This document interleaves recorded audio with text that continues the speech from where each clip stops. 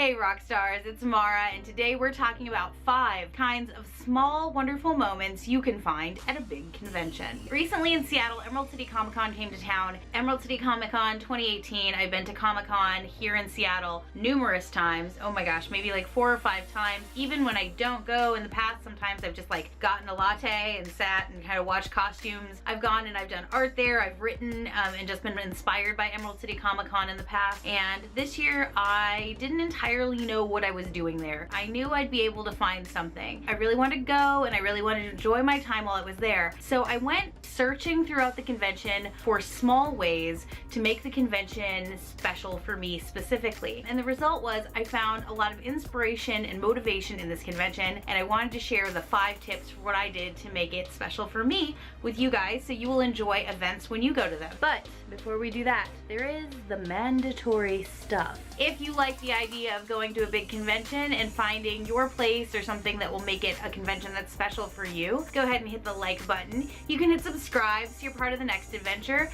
and you can ring the bell so you get notifications sent to your inbox. Enough of that stuff. Let's get to some thoughts on conventions and how you can make them work for you. My first tip is to take a thematic photo. If it's a fan convention like a cosplayer or someone who's dressed up, or maybe a poster or some sort of signage, I found this adorable Kirby. I love Kirby games from when I was younger, so it was really exciting to kind of see Kirby. I was safe. I did not like get Kirbified, become Kirby Amara edition. Not that I know what that would mean. Oh, I hope it would mean there's like rock stars. Oh, he rides a star, right? There's a star riding. It's been a long time. Anyway, so I saw this Kirby and that was fun because I'd never seen, even with all the time I've spent with gaming conventions, a big like Kirby costume like that, so that was good fun. And I also took a selfie that you can see over on my Instagram with a backdrop wall. Sometimes you'll see like a poster or a backdrop or a display, or sometimes at professional conventions it'll be a sign of the show. And actually I have one of those too that I will upload to Instagram after I get done with this video. And bigger conventions often even have a drop wall with like advertising, kind of like it's Cannes Film Festival or like a fancy red carpet situation. All of those things, if you take the time to enjoy them, can be part of the specialness of an event like this. So find a special visual thematic moment to enjoy just for yourself. One of the ways you can really enjoy a big convention is do something that's a throwback to something you love. I am a long-standing Star Wars gal. I saw this area where there were all these like droids, there was all kinds of like, there was an R2, there was a BB-8, a whole fleet of them just kind of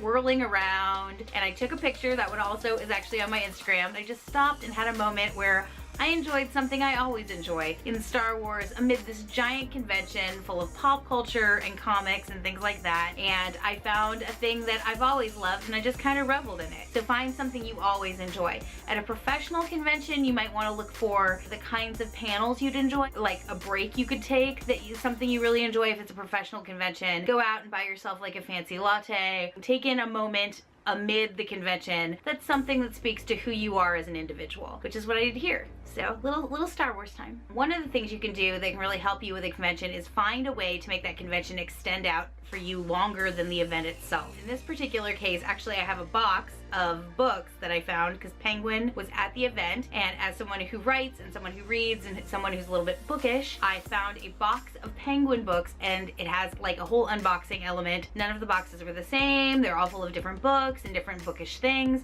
So I'm gonna go ahead and actually open that on the vlogging channel, but I got it at the beginning of being at the event, knowing it was something I would tackle after the event, something to look forward to that extended this like special event into the future. Either in a fanish convention like Emerald City Comic Con or a professional convention, you should be looking for things that will extend your ability to be involved with what it is you're passionate about longer. For me, that often comes in the form of business cards or taking down websites, taking pictures of things that inspire me. I really want to get the most out of a convention, so I make sure to see if there is a possibility of me finding ways to connect with it later. I find that to be a really rewarding facet of conventions and really makes them worth what can sometimes be very expensive amounts of money for a limited time engagement. So be sure that you go back and you look through those things and you make those connections that you want to have after the convention. convention is over. You also want to do something that is convention specific.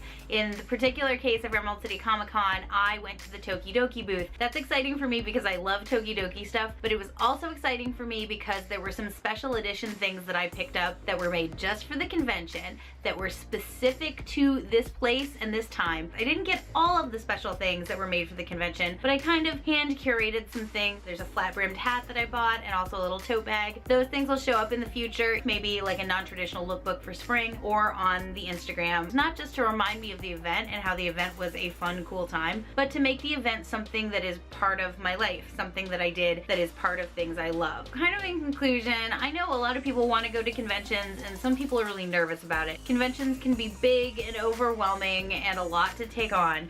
And even for somebody like me who's been to so many conventions and worked at so many conventions and been part of the planning and creation of so many events, I think it's really worth considering the fact that if you find the small things in a convention that are for you, and you find takeaway moments that are for you, and you find ways to continue the joy of the convention beyond it by utilizing the resources that are there, you will find an experience no matter what convention it is, no matter how many times you've been to the specific convention, you're likely to find things that make it a whole new experience just for you.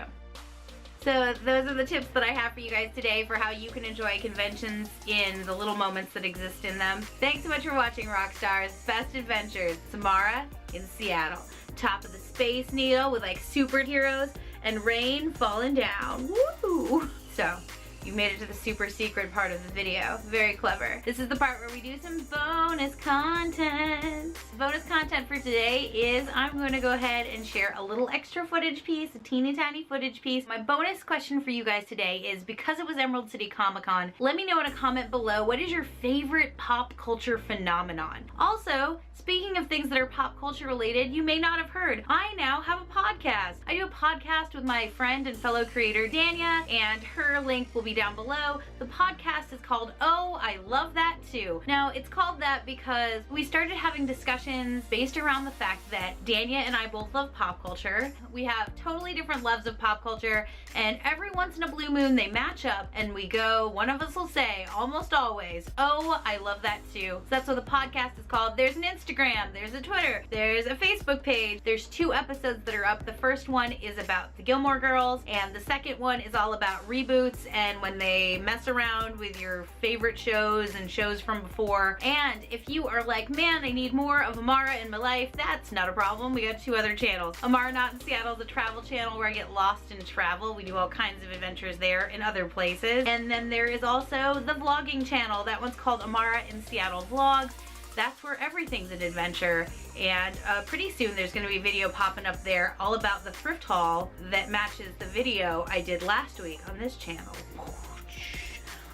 Internet inception, YouTube inception. I hope you all have an excellent rest of the week. Take care of yourselves and be excellent to one another. Bye guys. See you Friday.